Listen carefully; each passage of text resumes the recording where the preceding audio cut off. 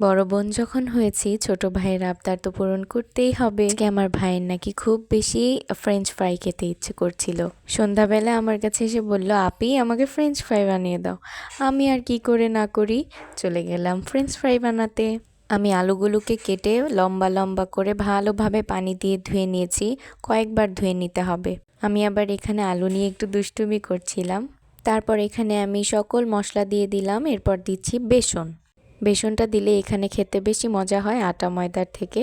তো আমি বেসনটা এখানে ভালোভাবে পরিমাণ মতো দিয়ে নিচ্ছিলাম। এখানে আমি সরিষার তেল নিয়ে নিয়েছি। আমি সব সময় সরিষার তেলই খাই, আর আমরা বাঙালি অবশ্যই বোতলেই সরিষার তেল রাখবো। তো এখানে আমি সবগুলোকে এখন দিয়ে দিচ্ছি আস্তে আস্তে। তেলটা গরম হওয়ার পরেই দিতে হবে।